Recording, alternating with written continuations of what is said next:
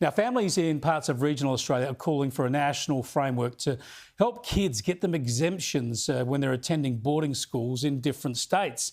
Simon Heuzenroeder is father of 5 boys. He lives near Mildura on the Murray that divides Victoria and New South Wales. But 2 of his boys are attending a boarding school in Adelaide and another goes to university there. Stringent border closures and rules between Victoria and South Australia means the family of 5 will go for weeks, even months, without seeing each other. Unfortunately, this is the harsh reality facing many in our border communities in the bush. Simon Heuzenroeder is calling for a border system to allow children living on these properties to return home without being locked out of school or forced into isolation. He joins me now. Simon, thanks for joining us. I thought this sort of stuff was sorted out with border bubbles and the like. Surely your kids should be able to just come straight home at the end of school term and the like. Yeah, Chris, unfortunately the border bubbles, like we're in Mildura here, so New South Wales Vic is okay in the bubble, but we're going to capital cities, we're going to Adelaide, so at the moment we can't get to Adelaide. The SA bubble usually only extends out a little bit as well, so it doesn't get 400 k's to Mildura, and it doesn't, definitely doesn't get 600 or 700 k's what we need to get into New South Wales to isolated stations. So where are you at the moment? Are the kids missing out on school, or are they just staying in Adelaide and you don't get to see them?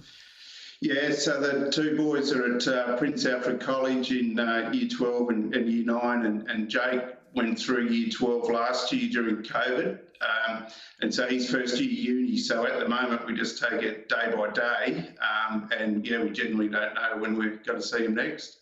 Yeah, it's tough. It'll be a long while before you're allowed to cross that border. So what you need is exemptions for the kids to be able to come home, and even if they have to isolate at home, I suppose, not mix too much.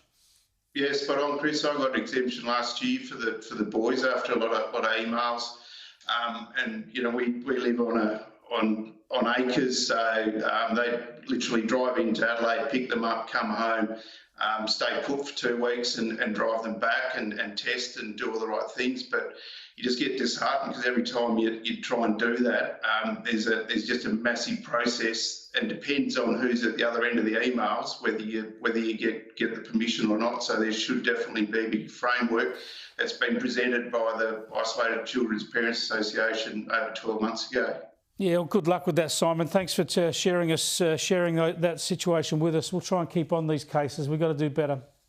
Good on you, Chris. Thank you. Simon Heuzenroeder there out of Mildura. Look, with the vaccination rates we've got now and the limited worries about this disease with children and the experience we've just got to deal with these things a hell of a lot better.